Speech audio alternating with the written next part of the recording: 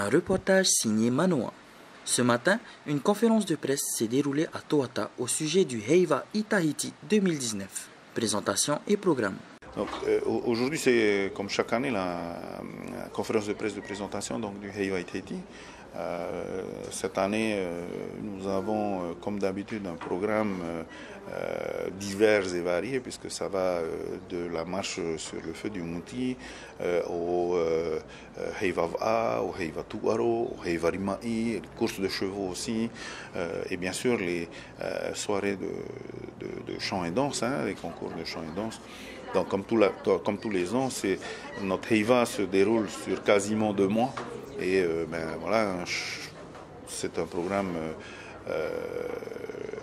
varié, certes, mais chargé. Donc, on a de quoi s'occuper pendant 2 mois à partir du mois de juin. Il n'y a pas de point particulièrement mis en avant, puisque toutes les manifestations que nous programmons avec les différents responsables de fédérations ou les différents partenaires de notre Heiva sont importants.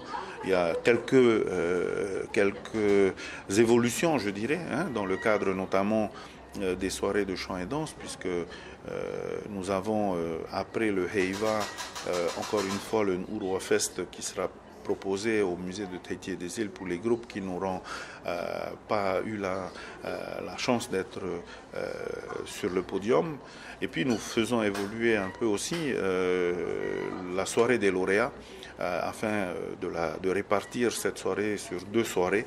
Parce que souvent la soirée des lauréats est relativement longue, donc on le fait sur 2 soirées. On intègre les groupes qui sont 2e et 3e en OTA, à la fois en Huratau et en Huravatau, pour qu'ils aient aussi la possibilité de se présenter à nouveau sur Toata. Parce que bien souvent, ils se préparent pendant plus de 6 mois et ils passent 1 heure. Alors qu'ils sont 2e et qu'ils sont 3e. Donc voilà, ça permet de revoir aussi ces spectacles. Et puis souvent, ça se joue à très peu de choses entre le 1er, le 2e et le 3e. Donc ce sont en général de très beaux spectacles que l'on aura donc à nouveau l'occasion de redécouvrir lors de ces 2 soirées des lauréats. Un projet de notre ministre de la Culture a enfin vu le jour, qui est celui de rassembler toutes les paroles de chant entonnées par nos groupes de Heiva des années précédentes dans un recueil. Depuis longtemps, puisque voilà, j'ai toujours essayé, quand j'étais ici à la Maison de la Culture, de faire des publications. Et on n'a jamais pu le faire pour plusieurs raisons, notamment financières.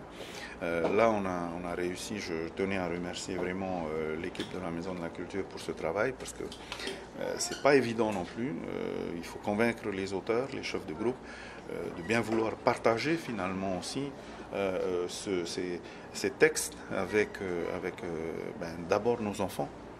Parce qu'on se plaint de ne pas pouvoir enseigner avec des supports pédagogiques, on manque de supports pédagogiques. Là, on va essayer d'offrir de plus en plus de supports pédagogiques à nos enseignants.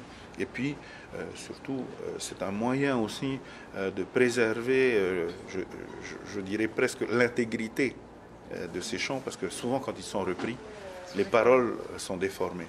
Donc là, on va avoir les textes originaux qui vont être publiés et on pourra, n'importe quel artiste qui voudra reprendre ces chants, pourra avoir les paroles originales. On peut dire que c'est une sélection, mais il y a quasiment tout le monde.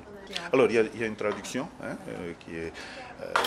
qui est aussi celle faite par les groupes, puisque les groupes ont obligation de présenter donc les textes en tahitien, bien sûr, mais aussi une version française. Donc voilà.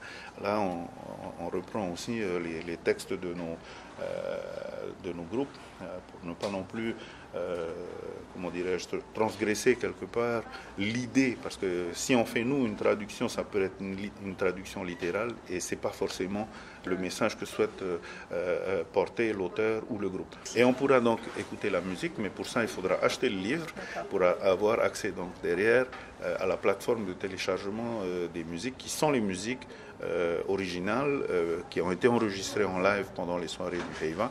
Et je tenais vraiment aussi à remercier les groupes qui ont accepté de participer à ce projet.